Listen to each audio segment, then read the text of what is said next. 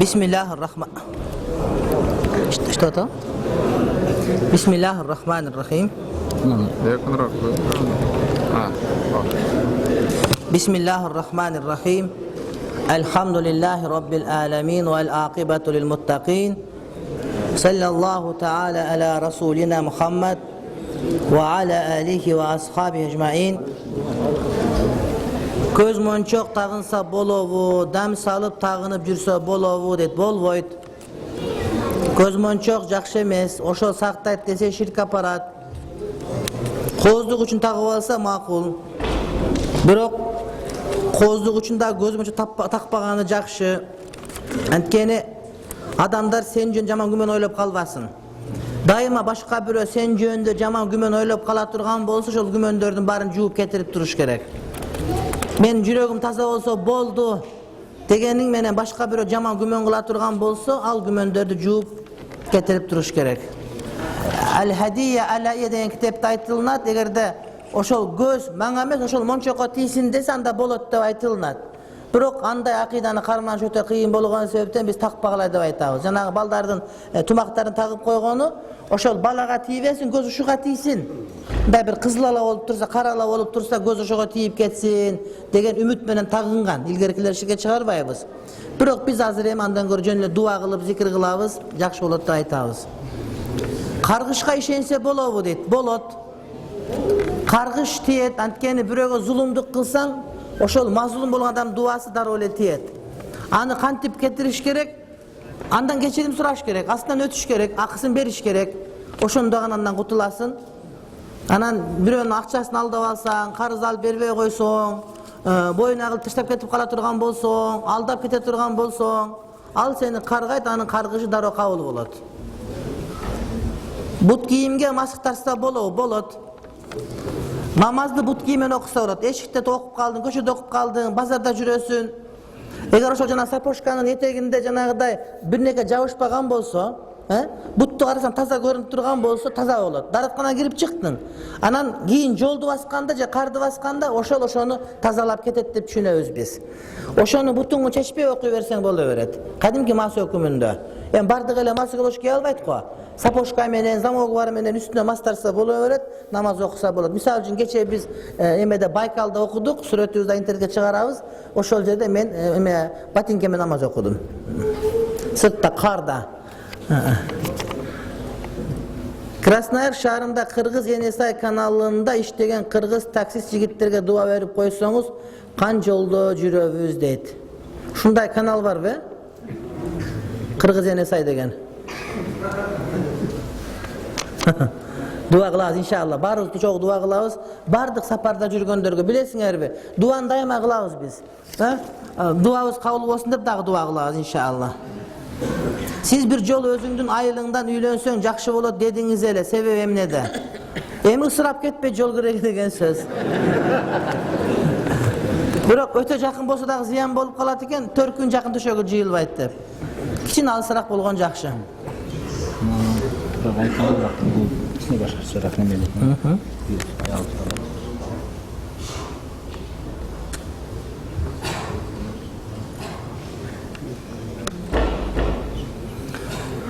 Аялым эркелеп, фитнаны көп сүйлөп коет, бирөө менен жакшы мамиледе бол десем, кайра эле кайталай берет дейт. Дуа кылабыз иншалла.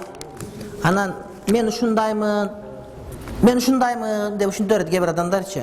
Оңдошуң керек ушундай болбой эле. Ушундаймын, туулганда жылаңач төрөлгөнсүң, көчөгө жылаңач чыгып кеткен жериң жок, ушундаймын дебей. Кийинип чыгып атпайсыңбы? Анан менин характерим ушундай дей берет бирөөлөр. Оңдо ушундай болсо. Сен эрке болсоң, мына эркесең, эркелиң өзүң эрке. Оңдошуң керек ошол нерсени. Таң кала берем, мен ушундаймын.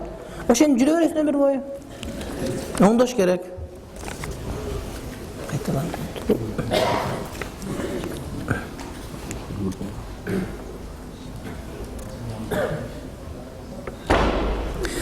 Менин бир досум менден 35 000 карыз алган. 1,5-2 жылдан beri бербей жүрөт. Номерine çalsam albayt, kayra çalsam номерine өчүрүп коет, алмаштырып коет. Постоянно качып жүрөт. Бекинет менден. Жашоосун карасаң жакшы эле жашайт. Кыйналбай эле жашайт. Бирок алган карызын берип койсо өлөбү. Чындап бергиси келсе, хотя бы кичинеден берип кутулду эле уже. Айтыңыз, эмне кылса, урайымбы, же унчукпай калайынбы, Кудай сага судья деп. Же Кудай мени сынап атабы, же Кудай мага башка жактан чыгарып берип коебу компенсация деп. Ушундай адамдарга таң калам, как таких людей земля не дейт? Носит деп. Алгандан кийин бериш керек да. Өзүмчө алам болом, ичим ачат, мындай поступокты кечире албайм. Досум деп санап жүргөн адам со мной так поступает, жашоо бумеранг, же все вернется к тебе дейт. Урва сен өзүң. Сен урва, аны милицияга бер. Ушундай эле кылыш керек. Чечкен өзүң аракет кылба. Кудайга шүгүр, мыйзам бар жерде жашайсың. Ошол жерде бер, Таможня союзуна киргенби, сенин укуктарың корголгон. Бергиниң ошого, ошо менен кутуласың, барды ордуна келет иншалла. Эмнеге өзүң чечишиң керек аны сен? Милицияга бер, милиция ошону чечип текшерип берет. Balamdı 9 ay ele emizip kaldım, şartga байланыштуу күнөө болбойбу. Bala 2 жыл emиш керек, эң көп 2,5 жыл. 2 жылдан аз эмисти, баланын акысын алып койгон болот. Бирок ата-эне кеңешип туруп, ушундай кылса туура болот деп чечим чыгарса, анда макул. Бирок эч бир себепсиз антпеш керек. Ата-эне ушундай чечим чыгарса макул дегени, балага ата-энеден башка эч ким көбүрөөк күйбөйт. Эгерде бала өзү ошо туура эмизилип, эч кандай прививканын да кереги жок болуп калат. Ошол жетиштүү. Эненин сүтүндө бардык азыкта витаминдер бар. Эненин сүт так берилбеген үчүн боюң 1,5 метр болуп, лилипут болуп калдың. Болбосо илгери боюң узун болот эле тууганым. Алтын канча граммдан ашса закет бериш керек? 85 граммдан.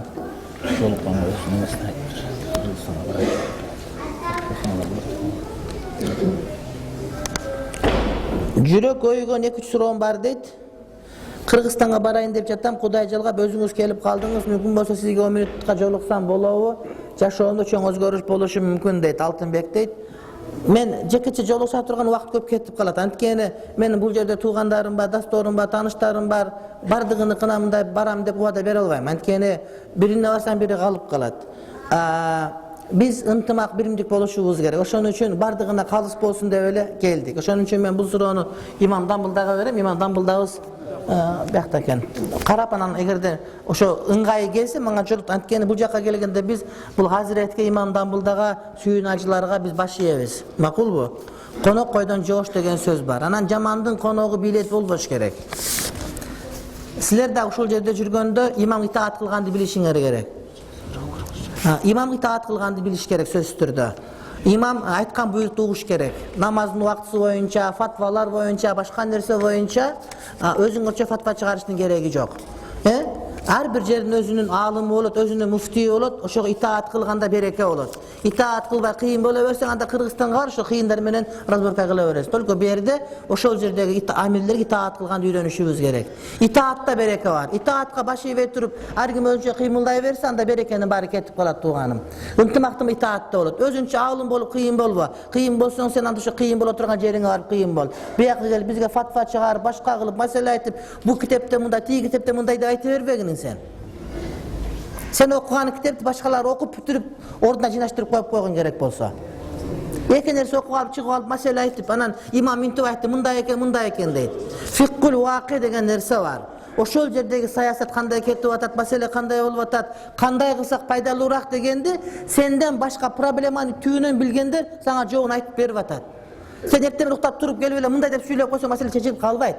Антак билиш керек. Ошон үчүн итаат деген маселеге моюн сунуш керек. Өз бетиңче отура бербе, бурчка отуруп алып нике кыя бербегиниң, атайын расмий молдолорго келип ашып, ошолордон кеңеш алыш керек. Эгерде Кыргызстан боюнча маселе кыла турган болсоңор мына, атайын ошол Иракка чыгыш, Дальний Восток, Урал, Сибирь аймактары боюнча өкүл бар. Өкүлгө кайрылсаңар, ошол аалымдарга айтып, чакырып алып келип, силер менен жолуктуруп берет. Ар кимге өзүңөрчө кыйын бол, ар кимге чалып кел, андай мындай деп айта берген болбойт. Маселенин бардыгы кыйынга чектелип калбайт, урматтуу бир тууганым. Дайыма адептүүлүк болуш керек, сый урмат болуш керек. Амирге итаат кылыш керек. Kur'an-ı Kerim'de aytıldı. Allah Teala'ga, paygambarga jana ulul amri minkum özüңөрдөн чыккан amirleriňerge itaat kılgıla degen ayat var. İtaatni biliş gerek.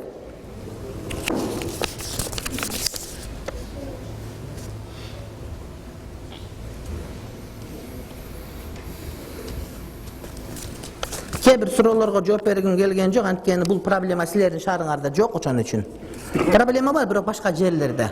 Oşon üçin sizlerдің jeriňerde жок problemalarga men жооп bергim kelbet, wagt geçirgim kelgen жок. Antkeni eş taşıp koyboýun dep atda, makul bu. Kudayga şükür. Жаңы жылды өткөсө болуп эл катары эле тамак бышырып, дасторкон жасап, семьян менен эл катар жакшы каалоолорду каалап айтып отурса болобу? Конечно, спиртной жок, жөн эле чай-пай ичип сокмоктон баары бир число алмашып атпайбы дейт. Сен тамак бышырбай коюп ачка жатып алсаң алмашып атпайбы? Аны сен сөз тамак бышырсаң алмашабы, кандай? Ансы алмашып атпайбы? Эртең 8-мартпы, 9-мартпы? Эртең 8, бүрсүгүн 9-март, кече 6-март, бүгүн 7-март. Şunday söz da. Her bir gün özünçe gün. Adamlar men taң kala berem. Kele turgan gündü tosuşat birok ötüp atkan kaç öt berişpeydi. Masele sen tospaga jedez bitmedi Kuday bilet. Sen ötüp atkan günüňi kanti ötkörgönüňi bil. Atçöt ber. Hasibu anfusakum qabla an tuhasabu. Esebiňerdi alınganга çeyin esebiňerdi algıla deyt. Her bir gün kaç öt berişiň gerek. Eki günün katarынан okşoş bolup kalsa ömürün ziyanda. Bugün ömürün keçeğe okşoş bolboş gerek. Erten bugünkü okşoş bolboş gerek. Günlük ertemenen turdun eki but dışımga girgizdin anan barıp kayra gelip kayra çeşip jattın. Günlük okşoş boluverse ömürün ziyanda.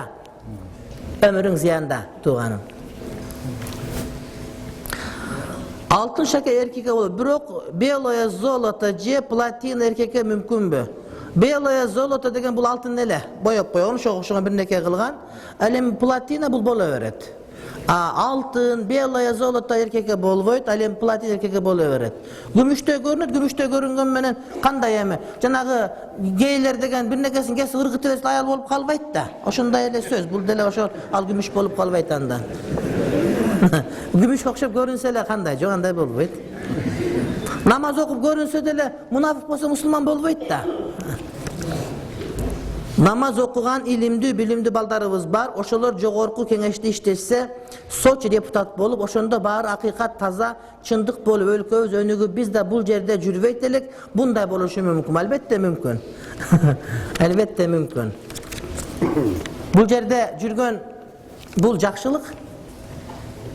Rızkın uşerde eken seniki. Uşul meçit tolturup atasın. Uşul jerde biradar bolup atabız. Balkim bir yaka gelbegende imanга gelbeyt elek. Kayaktan bilesin? Kayaktan bilesin sen? Rossiya bir vorenem, men endi toğuşuna koynuňyny dep geldin. Koyun içinde böyle genen eken kursagyň toydu. Kursagyň tok bolgon üçin ana namaz okup atasın da, gede okupa jürgenler dele bar da. Uşakka gelip imanga girip kalgandar dele bar da, çym anda emespi? Oba, şon üçin munun mehnetini biliş gerek, hurmatsyny biliş gerek tuğanım. Rızkıga şükür aytiş gerek. Jerdin bardygy Kudaýym jaratkan. Joldoşum menin bir tuğandarımdı ança jaktırbayt. Jakında bir tuğan ejem kelip ketdi ele, sen oşoga bekitip akça berdin de uruş çıgardı. Men ayaba iýladım, sebebi men bir som dağı bergenim jok. Üydegi Kur'an kitapty karmap bergenim jok dedim. Allah'ım uşunkendigi üçin men jazalaýar dep korkom. Jok. Ançalık kas düşpögüleçiyor tuğandarım. Ne degen emme? Erteň amene kantip kadastor tamak jeysin oşuna. Kaynajeng bolbasa, başka bolbasa, ançamış hayır özün hizmet kılıp koyboysunbu. Sen özün hayır oşoga tıyın berip koysaň, oşonun aýalyň kösü jüregi jarılıp ketmeýär saňa süýünüp, ömür boýu saňa hizmet kılat. Akır bir adam emes-ko. Aşkanaga oturup, başka bir jaka barıp, jep koygan tamagyny esepleýip turgan kança ketip kalgan bolat. Telefon menen bolboň uşak aýtyp oturgan wagtlaryň seniki. Ançalyk pas bolboglaç tuğandarym. Bizi bilöbüz menen Nasihat Mediadan göröbüz deyt. Allah razı olsun. Iki kızыбыз bar. Dua beriňiz, dua berебиz inşallah. Nasihat Media Allah razı olsun. Çynda öyle köp hizmet kılıp atat. Andan başka Nasihat KG degen sayt var, Abdüşkür Arjın saytı var. Oşundan görsün andan başka Muftiyat KG деген сайтта биздин бардык аалымдардыкы бар. Ал жерде Максат Ажыбыздыкы бар, башкалардыкы бар, урматтуу бир туугандар. Насаат медиада биздин сабактарыбыз бар, андан сырткары башка аалымдардын сабактарын да киргизип турабыз. Азыр орусчага которуп атабыз, анча мынча угуп атсаңар керек. Иншалла дуа кылып тургула. Күйөөм экөөбүз эки жактабыз. Анан телефондо уруша беребиз. Мен күйөөмдүн жанына барайын дегем, кече да урушуп кеттик. 3 балабыз бар. Ал үчүн сем экинчи орунда биринчи ата-эне бир тууган дейт.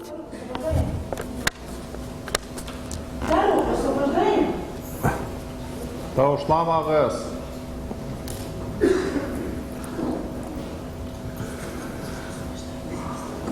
Эми азыр кантип айтам? Кимди күнөөлүү деп айтышым керек. Балким аны уксам ал бөлөкчө айтышым мүмкүн. Ошон үчүн башка бирөөнүн айыбын издебей, ар ким өзүнүн айыбын издеген болсо, маселе оңоюраак чечиле белет деп ойлойм мен. Ооба. Кээде аялдарга күйөө жакшы, бирок күйөөнү тууган апа жаман боло берет. Өзүнүн төркүндөрү келгенде абдан жакшы конок кылат дагы, күйөөнүн төркүндөрү келгенде тамагы такыр бышпайт, же тузу кем болуп калат, же наны бышпай калган болот. Өзүнүн туугандары келгенде салаттар ачылат, дасторкон сон таптаза болот. Эркектин туугандары келгенде таптагы тескери болуп калыштагы мүмкүн. Айтсаң, айта албайсың. Факт коесоң, кыйын. Өзүнүн туугандары келгенде күлүп жана тамак кылат да, сенин туугандарың келгенде баш ооруп калат постоянно, мисалы үчүн. Ошондой дагы болушу мүмкүн. Ошон үчүн ортого түшкөн убакытта иhtiyat болуш керек. Эркек деле кечке күнөөлөп, аял деле кечке күнөөлөй берген болбойт. Адам адилеттүү болуш керек. Адилеттүү болбосоң кыйын болот.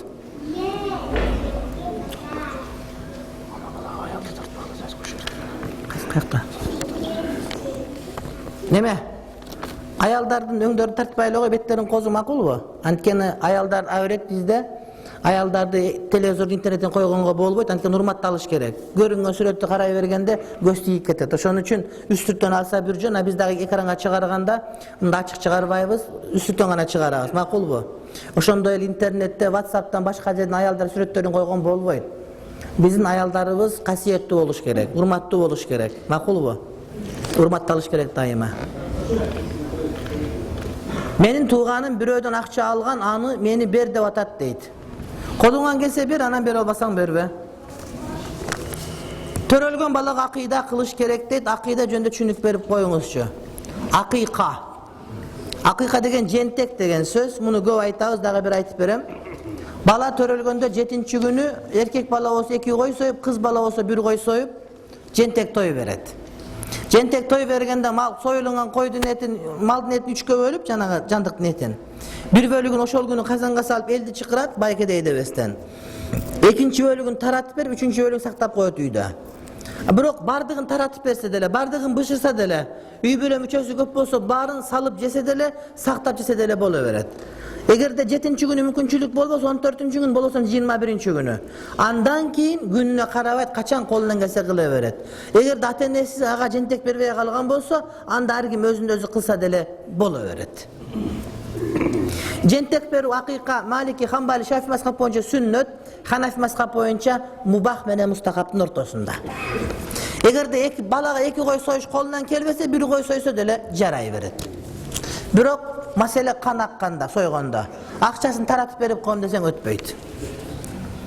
Кызыбыздын атын Айша койгонбуз, кызыбыз ооруп жүрөт, төрөлгөндөн бери 1,5 чыкты, аты оор экен, умай энелерибиздин аты экен, атын алмаштырыла дейт, не кылсак болот дейт. Жок. Ат оор деген сөз жок. Кайра ошол аттар берекелүү болот. Мухаммад деген ат, пайгамбардын аттары, пайгамбардын аялдарынын аттары, булардын бардыгы эмне жакшы аттар. Оор ат деген түшүнүк жок. Болгону оралбаган орок тандайт. Ошондон ушулда көрө беришет. Үйлөнгөнүбүзгө 7 ай болду. Аялымын боюнда болбой атат. 7 ай болсо өзү. Илгери бирөө шейхке барып дуа сураптыр экен. Таксырым доо бериң, уулду болуп кетип алым болсун. Аллаху акбар. Кийинки жылы деле сурайт, 3-жылы сураптыр. Үйлөнгөнсүңбү десе, жок дептир. Үйлөн биринчи. Эми 5 ай болуп турсаң, 7 ай болуптур, сабыр кылып туратыр. Дуа кылабыз иншалла. Menin student mezgilde nike menen törölgön bir balam var. Azır üy bilen bala çakam var. Ayalım katıştırbayt, karşı emne kılış gerek cevap verip koysanız deydi. Katışış gerek, kolun gelse jardan ber.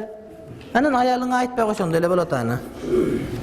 Eğer de kalap aytkan bolsa anda sen üzünle jardan bere bir kolundan gelse, anan jardan bere olbasan ayt taksırım, balam men jardan bere olbaytam sana dep aytıp koy.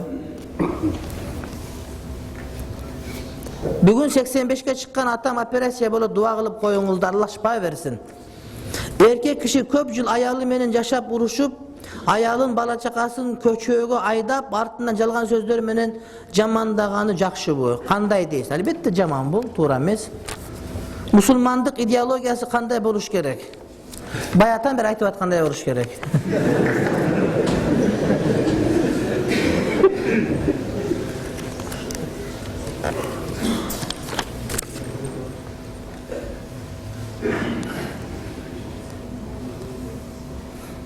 Bareli aytışat Allah Taalam özü süygön, özü jakşı körgön pandasına hidayet beret, namaz okuganga deyt. Anda meni süybeyt okşoyt dep ыйлagым келет. Kee biröler namaz okup sakal koyup anan köptögen zınalarda kılışat. Anda Allah Taalam Allah'ın namaz okugandığı üçün süyöbö. Jakында Kuda kalası okuyum iştegen jerde bari orus eli deyt. Orus eli imanı var, imanı jok ınsağı var degen el. Çındığında. Anan adamdın joştuğun bir mınday bir bayoluğun paydalanıp kete verbeş gerek. Oşolordu aldasa bolot degen daha tuğra emez. Sen oşolorga ülgü gösterip namaz okusan, oşolor dağı hidayatga gelip kese çıkab emez. Hurmatlı bir tuğanım. Daima sen tilin menen musulman bolup, birok kılık joruğun menen musulman bolbosan bul ziyandı. Senin giygen giyimin, жүрүш turuşun, senin mamileň bardığı ülgü ola turgan boluş gerek. Anan sen kılgan joruğun jaman bolsa, sen arkulu musulmançılıkka söz tiyip kalsa, bundan ötken jaman nerse jok. Allah Taalam hidayet versin barыбызга.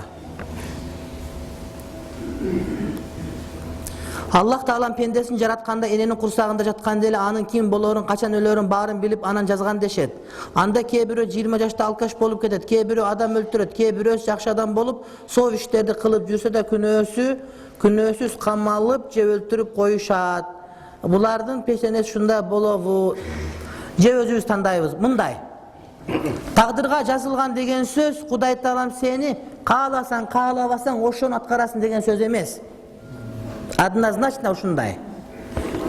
Allah Taala insandı jaratardan murda, oşol insandı jaratıp, oşol insanga tandoo mümkünçülügün berse, oşol tandoo mümkünçülügün kantip tandap, kantip жүрөрүn pendeni jaratkandan murda bilip жазып koydu деген söz. Taqdırga жазып koydu деген söz, sen kaalasan, kaalabasan ушундай kılasın деген söz emez. Seni jaratıp, sana tandoo verse, oşol tandoonu kantip paydalanıp, kandayga bara turganыңды Kudayım aldın ala bilip жазып koygon деген söz. Demek kıyamatga barganda menin taqdırım ушундай экен desen, al sana dalil bolbay, şıltoo bolbay, turmatlı bir tuğanım. Hiç kaçan bolboydu. Kudayım seni jarattı, sana Kur'an düşürdü, sana alımlar jiberdi, sana hidayatты көрсөttü. Эми özün tandap alışın gerek. Eğer de jaman jolgo düşkөн bolsoň, aga özün günөөлүүsүn, jakşı jolgo düşkön bolsoň, anda özün sowaptúsун. Elestetip görgülü. Eğer de Kudayım özü kalat, tozok özü kala 5'ke düşürüp koysa, anda Kuday Taalamdın tozokka düşürüp adiletsizlik bolup kalat dile. Haşa lillah anda emez. Kuday Taalam hiç wagt adiletsiz bolgon emez. Tozokka barap turgan amal kılbasaň, aga özün günөөkörsün degen mani. Kokus bayqabay şiyaların artından ıqta kılıp namaz okuğa sen ne olot, kayra kaytara okuş gerek. Antkeni al maskapta buttu juvayt, butqa mas tartat, buttun özüne, жылаң aylak butqa, al darat жоқ деп bilebиз biz, ошондуктан namaz ötpөйт. Hristiyan soygon maldın etin jese bolo musulman deyt. Eger de oşol dindin özünün şariatta saktalgan bolsa bolot. Birok andaylar azır bar bu joktu, menin malumatım jok.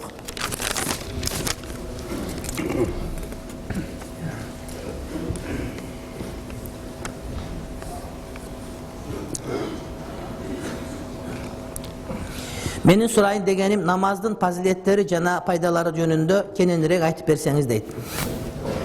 Paygambarыбыз aytat, bizden başkalarının ortasında ayrımachılık namazda deyt. Namaz menen ayırma bolot. Эгерде ким намазын тургузса, динин тургузган болот, намазын тургузбаса, динин тургузбаган болот. Ошон үчүн намазга маани бериш керек.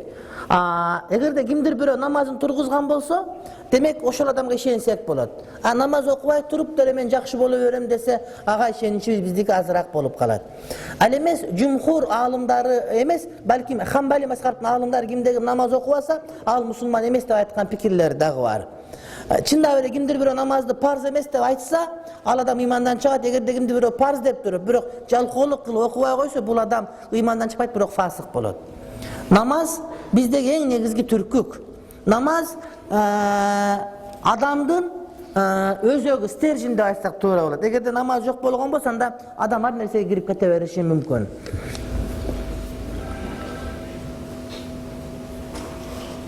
Түшүмдө Мухаммед пайгамбарыбыз менен биргеликте багымдат намаз чогуу окудум. Агыротто Хадича энекебиз эгин чаап жүргөн экен. Өзү түшүктүү болуп турат. Бул түш жакшылыктын белгиси болсо керек, же кадимки эле түштөрдөнбү? Кандай кадимки түш болот? Пайгамбар кирип атса. Бирок пайгамбар түшкө киргенде, мен пайгамбарым деп ишене бербесен. Пайгамбарыбыз тууралуу айтылган сабактарды угуп, ошол жөнүндө китептерди окуп, ошондогу сыпаттарга туура келген болсо пайгамбарыбыз болот. Анан пайгамбарыбыздын да айтса, ар ким кирип кое бериши мүмкүн. Пайгамбар алейхиссалам айткан, менин кебетеме пайгамбар шайтан кире албайт деген. Кээде чоң атаң, таятаң кирип сени мактай берет го. Жаман иш кылсаң деле, ал шайтан болушу мүмкүн. Пайгамбарым айтып деле коюшу мүмкүн, бирок пайгамбардын кебетесине кире албайт. Ошон үчүн илгерки өткөн аалымдарга мен пайгамбар түш көрдүм десе, айтып берчи дейт экен. Сен көргөн адам кандай десе, өңү мындай десе, жанагы китептеги сыпаттары туура келсе, чындап көрүпсүн дейт. Анан кээ бирөөгө сурасын, таптакы башка бир нерсени сүйлөй беришет, ал пайгамбар эмес. Эгер чындап эле пайгамбарга окшош болгон болсо, анда ал деген сага Кудай бериптир деген сөз. Мен бир сетевой компанияда иштейм. Ал жерде аябай жакшы окутуп үйрөтөт. Дүнүйөнү, байлыкты, анан бири-бириңерди бир туугандай көргүлө, анан бетинен өп учурашат дейт. Аял эжелер. Ошол мага жакпай, сиздин оюңуз тууралуу уккум келет, чоң рахмат дейт. Учурашкан болбойт. Ал күнөө. Аялы менен күйөө сөйүшсө болот, бирок башка аялдар менен башка күйөлөр өбүшкөнгө болбойт. Шарият арам деп билет ошону. Айтыш керек, мага диниме туура келбейт деш керек. Ата энеси менен алардын колун өпсө болот, балдарынын жүзүнөн өпсө болот. Аялы менен күйөөсү каалаган жерин өбө берет, бирок мынтип көчөдөгү бирөөнү өпкөнгө такыр болбойт. Такыр болбойт мындай. Ал бизде деле бар. Телевизордон карасаң өбүшүп атышкан бардыгы. Бир күн бир жерге Куран окуган чакырганы баргам, артисттер экен аларчы. Анан отурган менен турушат, анан эме кылып, анан өп учурашып кирип кетип бардыгы. Анан бүткөндө, анан Куран окугандан мурда айттым, мен өбүшпөй, бул уят болот эми. Бул уят болот бул десем, анан кийин бирөө келет, менде суроо бар. Куран окуган жерде десем айтат, эми эркектер өбүшпөгөн макул, ага көндүк дейт. Бирок аялдар өбүшө берсекчи, бирибиз менен бирибиз дейт. Мен айттым, андан бетер дедим. Мындай өбүсөң, зына болсоң, мындай болсоң, лесбиянка деп айтат да сени дедим. Мындай болбойт. Аял менен аял өбүшкөндө эле болбойт, ал жакшы эмес. Болбойт. Эркек өбүшкөн дагы болбойт. Өзү эркек аял өбүшкөн өтө жийиркеништүү, эркек өбүшкөн, аял өбүшкөн андан дагы жийиркеништүү.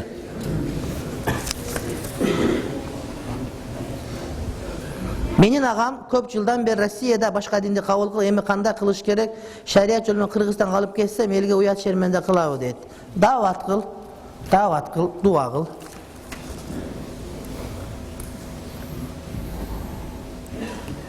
Адамдар диндерин кылымдардан бери сатпай сактап келатат. Биздикилерчи 20 жылда даяр болуп калды. Дагы бирөөгө сынтагабыз биз. Дагы бирөөгө сынтагабыз. Мына мунулар жоголбой эле келатышат. Мусулман бойдон, тилин жоготпой. Биздики азыр жазып аткан каттардын кээ бирлеринде жарым орусча болуп кетип атат. Дагы каяка барабыз? Демек ким динин бекем кармайт экен? Мактанганбызбы же башкаларбы?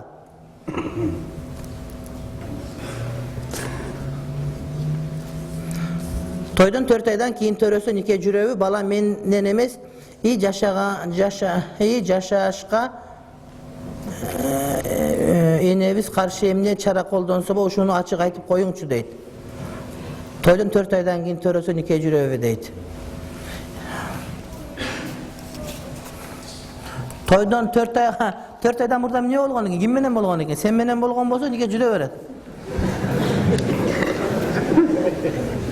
Ana senden başka bирөөдөн же кимден экенин билбей калса, мисалы үчүн, баш айланып калып, санай албай калып. Анда маселе кыйын. Анан кимден экен анык болуп никеси бар болсо, нике жүрбөйт. Эгер зынадан болсо нике жүрөт, бирок жыма кылган туура эмес. Айтор кандай болгон күндөгү маселе оорураак.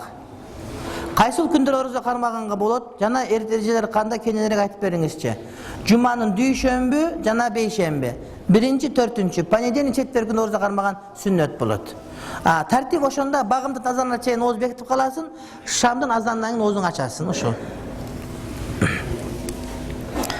Менин жакшы көргөн кызымдын мамасы карта менен адамдарга жардам берет экен. Мени болсо колумду сурап, энергиясын көрсөттү. Мага тыйындан жол ачып, акча чакырам деп берди. Мен болсо ыргытып салдым. Ушуга кененирээк маалымат бериңизчи, Алла ыраазы болсун дейт. Жок, ал карта менен караган ал бакшычылык, көз ачык ага болбойт. Анан жакшы көргөн кызың да ошондой болсо, анда үйлөнгөнгө болбойт. Бирок туура жолдо намаз окуган болсо үйлөнгөнгө болот, бирок мамасынын колунан тамак жеген кыйыныраак болуп калат.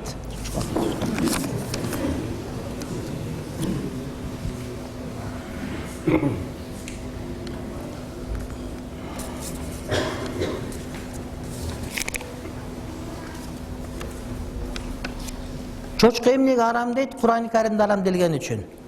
Кур'ан-ы Каримде арам десе, ошол мен үчүн жетиштүү болот, мусулман үчүн. Анан аны мындай болгон үчүн деп далилдештин кажети жок. Бирок барып билиптир. Көз ачыкка барган кандай дейт? Болбойт. Көз ачыкка барган адам ошого ишенсе имандан чыгып кетет. Телевизордон көрөт го жанагы Алам сырлар деген ошогондор бар. Биякта эмне кандай? Битва экстрасенсов деген бар. Аны көргөн болбойт передачаны. Мусулман адамга макулбу? Алам сырларын көргөнгө болбойт. Имандан чыгат ишенсе, ишенбей туруп көрсө 40 күн намаз кабыл болбойт.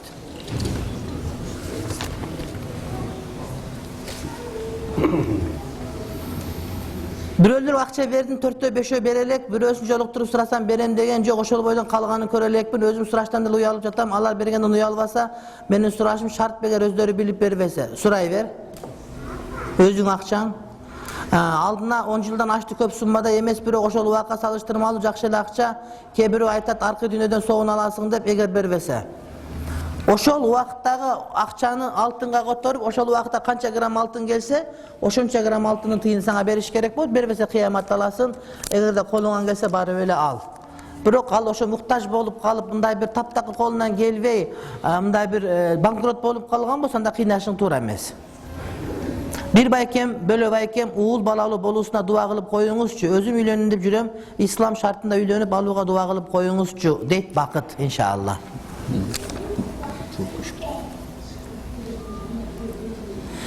Jumurtkany jeштен алдын 3 жолу жууп, 3 жолу кургаш керек дешкен ушул жөнүндө кыскача айтып коюңузчу дейт.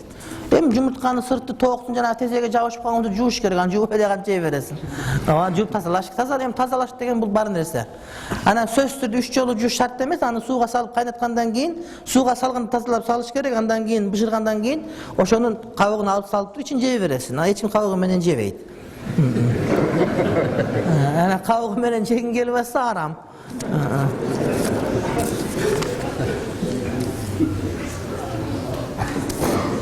Bankta akça saktasa bolobu deyt, akça alsa bolobu deyt. Eğer de akçanı uyda saktağandan korkup atsan, örttönüp ketkenden korksan, je uyda jogolup ketkenden korksan, anda İslam bank jok bolsa, jon bankka salıp saktasan bolot. Бирок процент албай турган шарт менен. Бирок процент бере турган болсо анда ал бирок өзүң жеби аны. Ошону алып туруп коомдук жайга иштет. Мисалы үчүн мечиттин даратканасында дарат кагаз алып бер, асфальтка салып бер, башка кылып бер, бирок тамак ашка киргизип өзүң иштетпе. Макулбу? Ошондой. Өзүң акчаң өзүңдө болсун.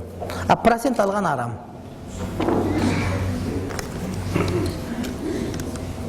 Aram jese dua kabul bolбойт дейт го. Биз чочко эмес, уй, кой, тоок этин жейбиз, бирок бисмилла айтып союлганын билбейбиз. Анда эмне болот дейт. Ошо билип же. Kızık bilbeybiz deysin. Uğunu surap jeysin, uğu mesko dep jeysin go. Bazarga ayran alganda karaysın, data ötüp ketken emespi dep, eski emespi dep. Anan buga da oşentiş gerek. 8 mart jönündө soroo бар экен, бул жөнүндө көп айтканбыз. Bir gün bayramga baylanbастан күндүн бардыгы bayram болуш керек. Аял заты bir gün урматталып калган күндү унутуп калбаш керек. Ар bir gün урматталыш керек. Adidas деген байпактарды кийүүгө болбойбу, себеби ичинен окуганда Аллах деген жазуу болуп окулат экен дейт. Ошону көрсөтсөңүздөр көрүп айтып берет элем. Чында эле Аллах да окулабы же кандай? Ошондой окулабы Adidas деген. Аллах да окулабы? Alif çok bırak. Окшошобу же такпы? Alif çok. Alif жок, а? Жок, алиф жок. Эми бөрөтөн шырак чыгарган болбойт. Бирөө айтат мага, "Чубак ажы, сиз калпак кийсеңиз калпактын биягында крест бар экен" дейт. Ана мен тип карасам крест бар экен. Ана мен айттым, "Анда макул дедим, калпак чечип коюн, сен штаныңды чечип коюсуң, эмнеге" дейт. Штаныңдын аласында деле ала бар экен дейт.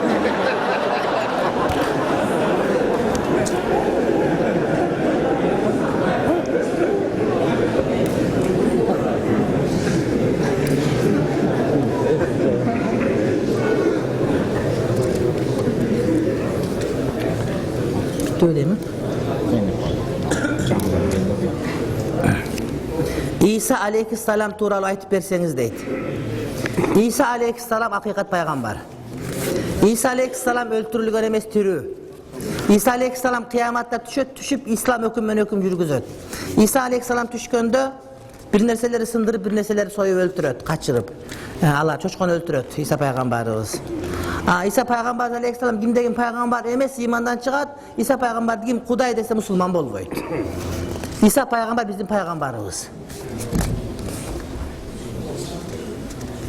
Kırgızstan'dan Eko İslamik Bank'tan çarva buyumlarını alsa bolovu bank arkılığı deyip men Eko İslamik Bank'a vatma beri albayım. Ayar işteveyim oşan için. Çuvak ağacı ayalım jakın arada töröt, uğul bolsa kim dep koyoyun, je kız bolsa kim dep koyoyun deyit.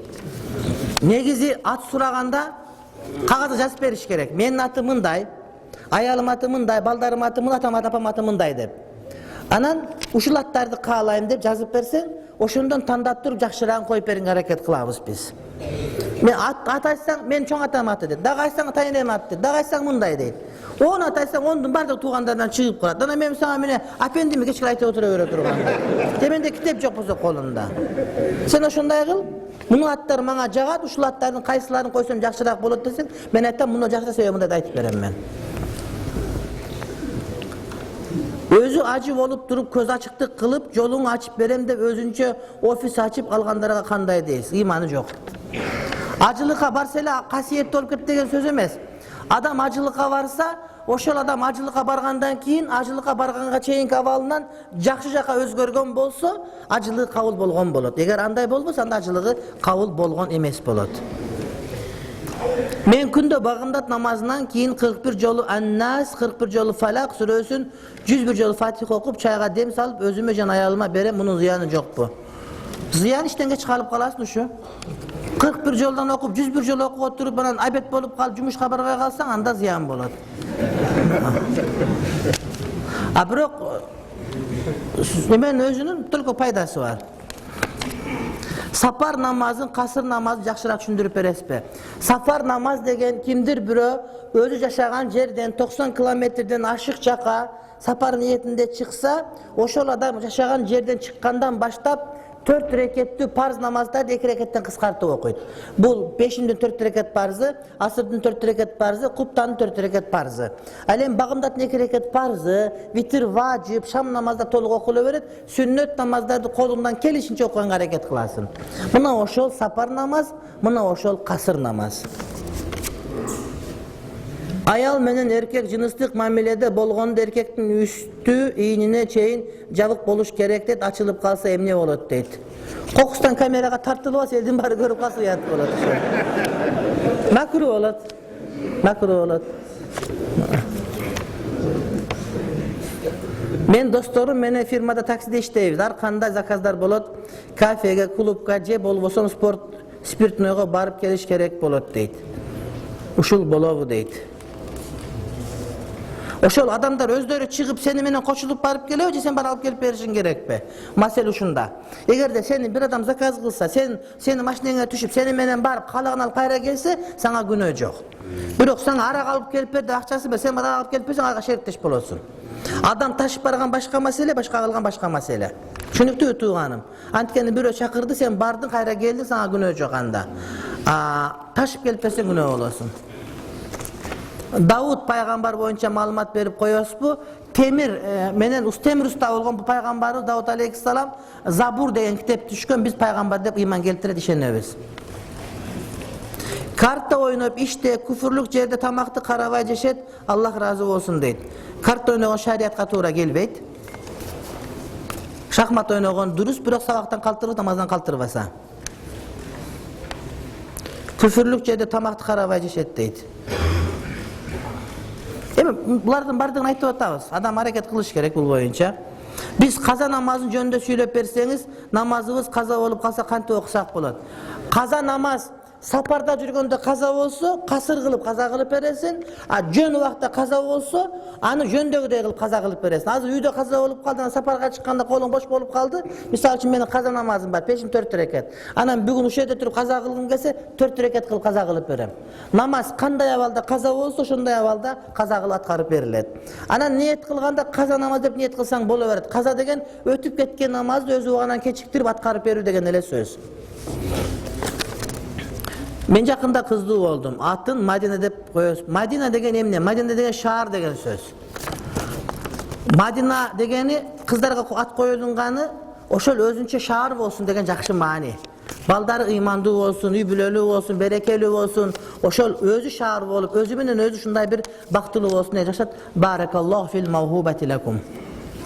Nooruz mayram desak bolobu. Nooruz Kırgızdı mayram emes. Nooruz Musulmanda mayram emes. Nooruz şunday. Al İran elinin mayramı. Otko sıyıngandardın gün menen tün tengiligendegi mayramı. Tileke karşı bunu Orta Asya'da birle bizdin өлkөдө айтылып атат, эркиндик болгон үчүн башка дил айтылынбайт. Кадимгиден mayram тосулуп жүрөт. Sahih Abu Davud'da hadis var. Peygamber aleyhisselam Makka'da Medine'ye göçüp gelgende Medine altı 2 gündü mayramdaydı eken. Ana bu kaysı günde saytıştı bu 2 gün Nooruz, Nevruz, ana Mehircan dedi. Degende Kuday Taala Peygamber aytты, sizlerge mından jakşı eki mayram beribedi, oruz ayt kurban ayt dep tüyü salgan.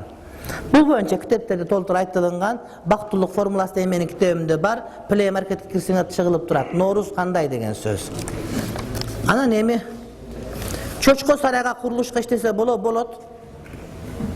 Biro çoçko baga turgan saray salbasta kuruluş kusta iştesen bolot. Antkeni sen bilbeysin bütkü çoçko bes toğuk kana olup kal, tartan bilesin. Bişkekte biro kazino salvatkan ele. Ana bütkünde kazinoga karşı mizam çıkıp oşol restoran bolup kaldı hazır. Kımızlı isse bolot, ana nege bozon isse bolboyt dep köbü manga suroo berişet, uşuga жооп берип коюңуз сураныш дейт.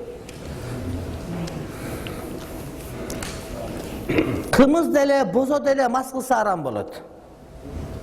Antkeni kullu muskirin haramun, bardık mas kılууchu haram degen paygambarыбыз.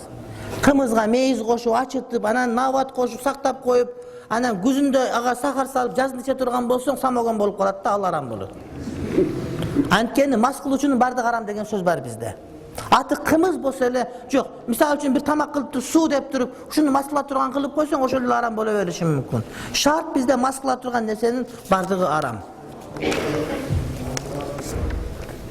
Suukta tayamum menen namaz okusa bolobu kaza kılbaş üçün. Ova adam üşüp kala turgan bolsa, suukta taharat alganda oorу пайда боло турган болсо, же бар оорусу күчөп кете турган болсо, же бар оорусунун айыгуусу кечеңдеп кете турган болсо, анда суук учурда таяммум кылса болот.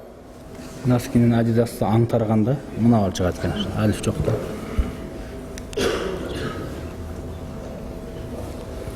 Жок. Алиф жок. Жок, таксырым. Сеники ушундай мындай атат да мындай атат сеники. Жок.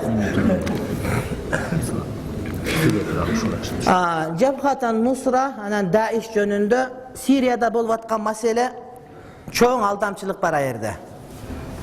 Siriyaga barbagıla. Daesh İgiş, İgil, İdiş aytır, kantı aytışat, kantı şuntu aytsın. Siriyadagi problemada adamlar din üçün dep barıp tozokko düşüp kalıp atışat.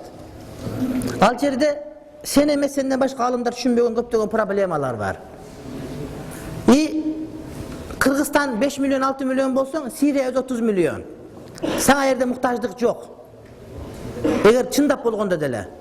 Dünya yüzündeki bir dagı alım oşo Siriyadagi okuyanı musulmanlar barış kerek de aytkan jeri yok. Bardı oşonu toora emes dep aytıp atышат. Bunu esten çıkarbaş gerek. Kırgızstandan 500 jakın adam ketken oşol jaka. Anan oşol boyunca atayın leksiya okutup gelgenden keyin atayın Arabiyadan professorları gelip oşonu түшүндүрүп aytıp bergenden azayıp kaldı elhamdülillah. Hazır san köböygön yok bizde. Бирок түшүнбөй кетип калгандар ошо жерде жүрүп атышат барып. Орусиядан жүрүп кетип атканда да анча мынча угулуп калып атат. Алданып калбагыла туугандарым. Аяка барганыңарда эч кандай туура эмес жака барган болосуңар дагы анан Кудайдын ыраазылыгын таба турган жол эмес болуп калат. Ал жерде фитна бар. Ал жерде ызычуу бар, ал жерде адамдардын башын айланткан чоң афера бар ал жерде.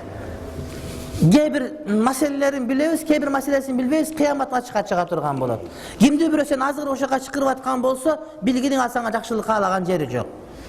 Сауд Арабиясында бир проблема болуптур. Бир адамдарды ошол немеге чакырып Сирияга бар деп. Го адам жөнөтүптүр. Анан өзүнүн баласы да ошону угуп кетип калган экен, өкмөткө келиптир, мени балам алып кеп бергиле деп. Саудиянын муфтийине келиптир. Али Шейх, Абдулазиз Али Шейх.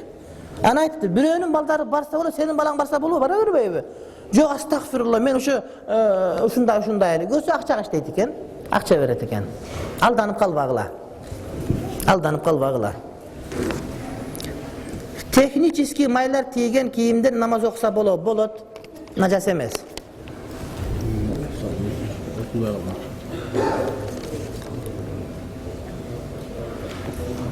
Ооба, кээ-бир суроого жооп берген жокмун. Анан мен сизге капамын дептир, капа болсоң болуп тура тур. Анан кийин жазылып кетесиң иншалла. Сенин сурооңо жооп берген жокмун. Мен да кийинен арак түшүндүрдүм. 9 айда балам чыгарып койдум. Баягы. Баламды 9 ай эле эмиздим, шартка байланыштуу күнөө эмеспи, кененерээк айтып бересизби? Шартка байланыштуу жубайлар макулдук берип чыгарса күнөө эмес. Бирок жөндөн жөн эле чыгарып койсо күнөө. Бишкектеги академия жөнүндө кеңири түшүнүк бериңизчи. Бул жеке менчик автордук мектеп. Мен өзүм ошону ачып атам. Ага туугандарыбыз жардам берип атат. Пайгамбар тукумдарынан бир адам жардам берди, Мадиналык, андан сырткары жергиликтүү адамдар. Хадис академиясы бизде медреселер көп, молдолорду чыгарып, ачкалап чыгарып атат. Бирок аалымдар азыраак болуп атат чындыгында эле. Анан ошол дүйнөлүк деңгээлдеги аалымдар менен тең тайлашып, маселени тактап биле турган хадис илимине басым койгон академия. Мен өзүм хадис боюнча сабак берген укугум бар, анткени ижазаларым бар. Пайгамбарыбыз менен менин ортомдо 33 адам бар, силсила. Хадистердин баарын ижазат менен сабак айтам. Анан дүйнөлүк аалымдарды чакырып сабак берели деген тарихти ошентип атабыз. İnşallah bir ay, bir жарым ayda inşallah бүтүп калса, күздөн баштап келет. Bir жылда 15 жыл окуш алабыз, студент алабыз. Магистр даражасында. Анан 3 жылдык окуу болот, ошондо 3 жылда 45 жыл адам окуйт bizde. Анан быжыратып инкубаторду алып көбөйтпөйбүз аякта. Чоң китептер окулат, арабча билгендер гана кабыл болот ал жерде. Биринчи Кыргызстандан ар бир райондон бирден алабыз. Биринчи бизде 7 область бар, ар бир область 2ден гана алабыз. Анан барып отушунтип квота менен кетет. Чет өлкөлүктөргө анан бизден аста карап көрөбүз. Менин досторум өзүнчө эле кичине намаз окумуш болуп эле таксыр боло беришет. Айтыңчы бул туурабы дейт. Мисалы кичине окумуш болот, бирок кылган иши менен айткан сөз тең эмес да. Менин оюмча ушундай адамдар эң биринчи өз үй бүлөсүнөн башташ керекпи дейин да. Анан кийин элге агай болуш керек. Как говорится, дейт, наведи порядок в своем доме, а потом учи других, дейт. Эми сиздин сурооңуз мага капа болбоңуз, бирок сиз өзүңүздүн эле мындай бир датыңызды айтып атасыз да, мен да сизге кошулам деп бүтүрүп койсом боло берет, чындыгындачы. Албетте алардыгы туура эмес. Кыяматка барганда тозокко ким биринчи кирет, 3 адам биринчи кирет дейт. Биринчиси адамдарга аалым деп айтсын деп илим берген адам, экинчиси адамдарга баатыр деп айтсын деп Кудай үчүн курмандык кылган, үчүнчүсү адамдар муну бай экен деп садака берген адам тозокко биринчи түшөт. Ошо сенин достор тозокко биринчи түшөт ушулар. Ошондайлар булар. Prosentke akça algan elek 50 ming, birok prosentin berip 50 mingdi berip koyduk. Oşol birinci algan 50 mingdi bere elekpiz. Azır bergenge şartыбыз yok. Oşol 50 mingdi beriş kerek, bize berbe koysa bola berebe. Egerde ırazı olsa berbe koygonun makul. Antkeni sen kutuldun karızından. Kalganı prosent. Sen biröden karız akça alıp төлöp atkanda birinci tölөгөндө bergen kapital төлөp büsün karızdan kutuldun. Andan kийинкиси ага aram jegenge. Anın nemi sen berbe koysan tigil adam milisaga versem ne kılat elem? Atak berişin şart emes. Atı orusça olsa almaştırış gerek mi? Misali Sveta, Miralda, Alena deydi. Eğer de orus dilinde manisi jakşı at bolğon bolsa şart emes özgörtüş. Birok jaman at bolup kalsa manisi anda özgörtüş gerek. Birinci eri cevap berбесе, ikinci erkek menen nike bolboyt, nike ketpeyt deyt cevap berip koyuluşu ova. Ajraşpıyor öte iş gerek. Bolbosa berte menen bunun ayağı tutuyor, bunun ayağı anda bolboyt ko. Hiç jittagan kiyim menen namaz okusa bola öret. Hiç jittap koş işteke bolboyt. Hiç jalap koyup jalagan jeri nım bolup kalsa oşol жерде жууш керек. Анан жөнүнө келип жыттаган болсо эчтеке болбойт. Menin suroom men үчүн оор. Сизден сурайын, чечип бериңизчи. Men balamдын atасы менен жашабай калганыбызга 2 жыл болду. Ортобузда bir talak бар. Ал баласына акчалай жардам берип, bir жумада bir жолу келип турат. Биздин жашоодо көп уруш талаш болду. Экөөбүздүн урушубуз айынан 5-чи балам боюмдан түшүп калган. Ал өзү да бала азыр кереги жок деген эле. Ошол себептен урушканбыз. Кереги жок болсо сен мага кереги жок деп ажырашкам. Сен мага кереги жок деп ажырашканбыз. Ал адам башка бир улуттан болот, намаз окуйбуз, экөөбүз тең. Менин апам менен жаман мамиледе, такыр жашаганым ушул адам менен каршы. Суроо бергеним себеби адам болгондон кийин, аял заты болгондон кийин кээ ой кетет экен, балам үчүн балам ата тарбиясы керек деген. Таксыз чечим чыгара албай жатам дейт. Эгерде балаңыз бар болгон болсо, анан сизди мындай бир сизди кыйнабай айткан болсо, диниңизге кыйынчылык келбей турган болсо, апаңыз каршы болсо деле жашаңыз деп айтат элем мен, башка улут болгонуна карабай. Бирок сиздин дин тутканга каршы болуп, сизге мындай туура эмес мамиле кылып, диниңи суздап бараткан болсо, анда жашоонун кереги жок. Başka biri менен bir tün bolsa нике buzulabı deydi. Uşunu aytıp koysanız deydi.